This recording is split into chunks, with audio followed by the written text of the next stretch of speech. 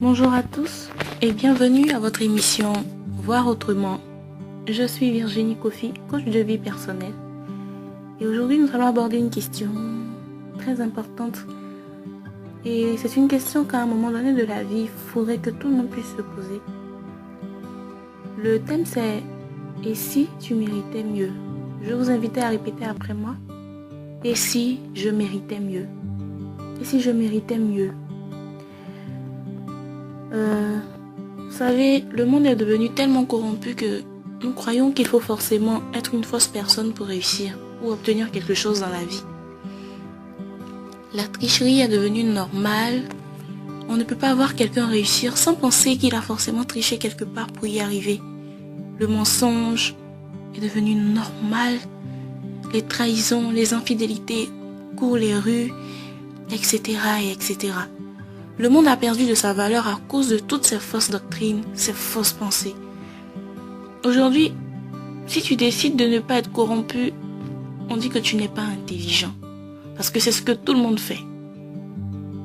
Si tu choisis de rester fidèle à ta compagne, on dit que tu n'es pas cool. Et tes amis feront tout pour te faire tourner la tête. Et s'ils n'ont pas réussi, ils couperont les ponts avec toi parce qu'ils trouveront que tu es ringard. Aujourd'hui, dans les foyers, les couples se mentent beaucoup. Le mari peut mentir à sa femme. Il la trompe. Il va inventer des missions par-ci, par-là. Il mène une double vie. En réalité, le cœur de la femme saigne à l'intérieur, mais elle fait mine de ne rien ressentir. Ce qui est le plus choquant, c'est qu'elle se dise, peu importe, c'est moi qui porte la bague. Qu'il fasse ce qu'il veut dehors. En fait, elle est convaincue que c'est tout ce à quoi elle a droit. En fait, pour elle, c'est ça la conception du bonheur. Avoir une bague et être assise à la maison pendant que son homme est dehors. Pendant que les enfants ne voient pas leur papa. Vous voyez? Voyez-vous comment sa conception du mariage est erronée?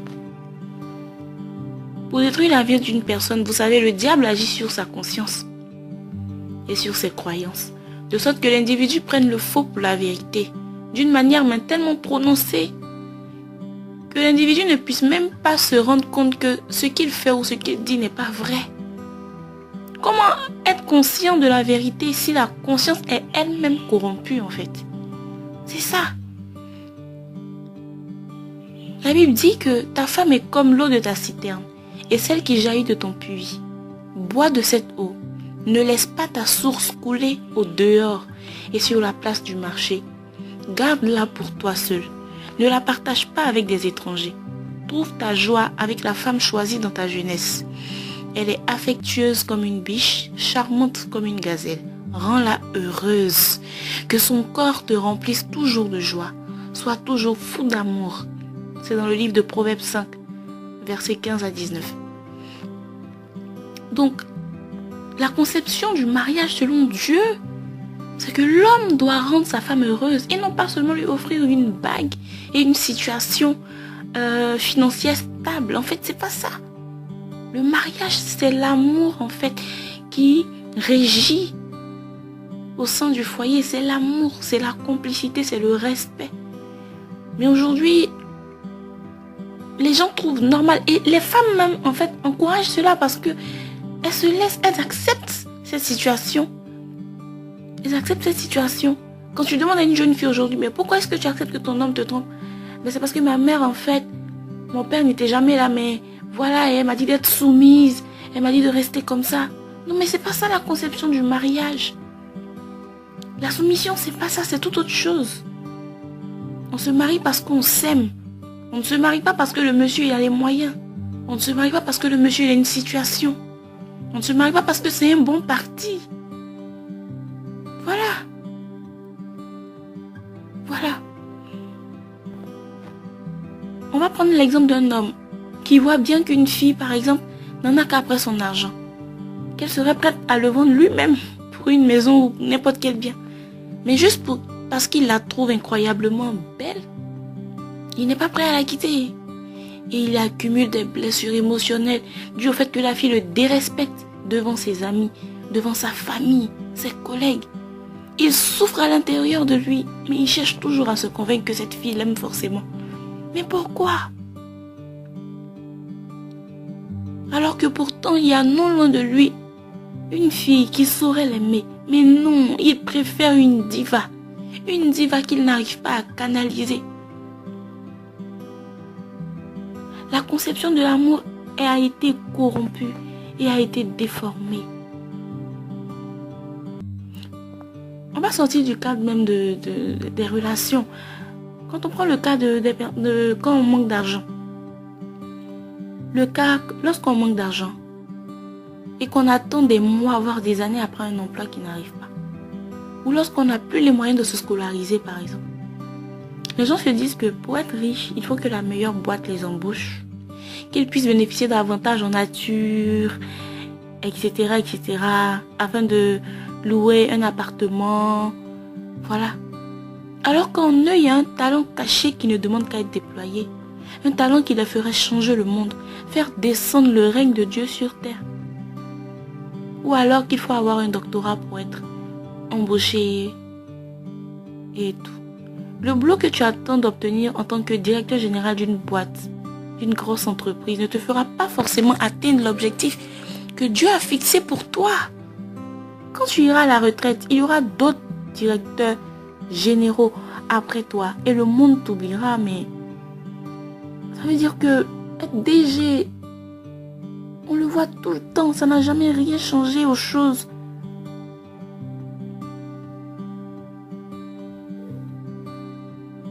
Réfléchis bien et puise en toi ta propre richesse. Change le monde. Fais quelque chose. Tu as forcément un talent. Le Seigneur t'a appelé. Il t'a créé. Il sait ce qu'il a mis en toi. Cela ne veut pas dire qu'il ne faut pas chercher à avoir un emploi. Mais il faut qu'à un moment donné, tu t'arrêtes et que tu te demandes qu'est-ce que je peux apporter à ce monde? Pourquoi est-ce que je suis né? Seigneur, je ne veux pas mourir sans avoir accompli la mission pour laquelle tu m'as emmené sur terre. Voilà comment tu dois commencer à penser. En vérité, tu n'es pas pauvre, mais ta réalité te ment. Arrête de compter sur le monde et sa façon de raisonner. Compte sur Dieu. Compte sur les plans qu'il a formés pour toi bien avant ta naissance. Tu n'es pas une erreur ou un accident. Jésus-Christ te connaît mieux que toi-même et il a un plan précis pour ta vie. Arrête-toi un instant et demande-toi pourquoi tu n'es pas embauché depuis. Ou pourquoi est-ce que tu n'as pas pu te scolariser cette année. Ou pourquoi est-ce que tu manques de moyens. Est-ce que tu penses que Dieu est contre toi? Est-ce que tu penses que le ciel s'acharne sur toi? Ou est-ce que tout simplement Dieu veut attirer ton attention? Dieu veut que tu réfléchisses. Dieu veut que tu réfléchisses. Parce qu'il sait qu'avec le peu de choses que tu penses avoir acquis durant tout ce temps d'apprentissage que tu as eu, ou les peu de choses que tu sais faire de tes 10 doigts, Dieu sait que ces choses-là peuvent t'emmener au sommet. Que si ces choses-là sont activées en toi, tu pourras faire des choses vraiment incroyables et épatantes pour le monde. Et c'est ça. C'est ça. C'est quoi le péché? Vous connaissez la définition du péché? Le péché, c'est pas forcément tuer quelqu'un. Le péché, c'est pas forcément mentir ou voler. Le péché, c'est pas commettre l'impudicité seulement. Le péché, ça veut dire rater le but, selon la volonté parfaite de Dieu. Ça veut dire que si Dieu t'a créé pour que tu sois entrepreneur d'une grande marque, ou footballeur, ou président, et que toi tu finis DG, ou que tu finis, je ne sais pas, autre chose, à part ce que lui il a prévu pour toi, mais tu as péché.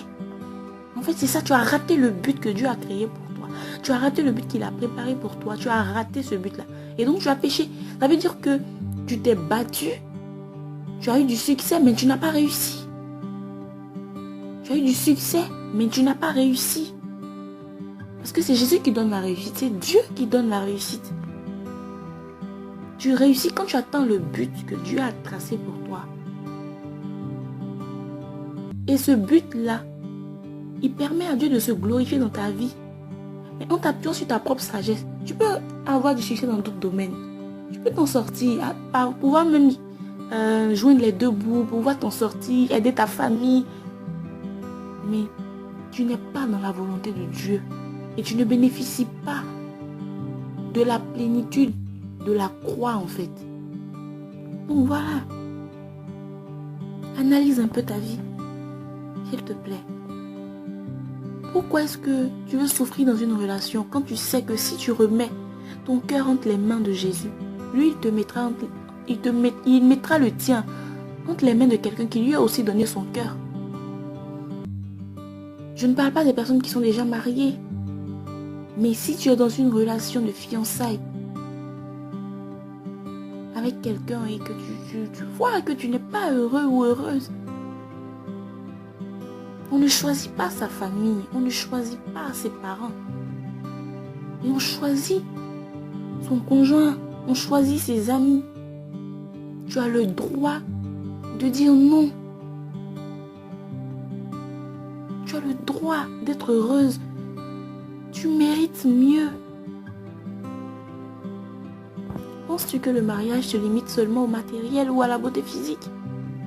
Le mariage, c'est une alliance dans laquelle on fait du bien à l'autre sans rien attendre en retour. Penses-tu qu'on ne peut pas réussir sans tricher, mentir ou faire des magouilles? Jusqu'à quand tu vas laisser Satan diriger ta vie, jouer dans tes affaires, jouer avec ton cœur? Tu t'es peut-être même marié sans demander l'avis de Dieu, ou même sans attendre le mariage pour avoir des rapports intimes avec ton conjoint. Mais Dieu est miséricordieux et il continue de t'aimer et il t'aimera encore plus fort demain. Alors répands-toi et invite-le dans ton foyer, dans ta vie, dans ton travail. Dis Seigneur, je t'invite dans mon cœur et dans tous les domaines de ma vie. Je te demande pardon pour tout ce que je t'ai fait. Aujourd'hui, je décide d'être vrai. Je décide d'être heureuse ou heureux. Je veux que tu sois mon maître. Apprends-moi à te faire confiance, à marcher dans ta volonté et à retrouver les chemins que tu as tracés pour mon bonheur, que déclare le psaume 84 au verset 6, qui dit heureux ceux qui placent en toi leur appui. Ils trouvent dans leur cœur des chemins tout tracés. C'était Virginie Kofi. Dans votre émission Voir autrement, je vous dis à très bientôt et je vous souhaite une très belle vie.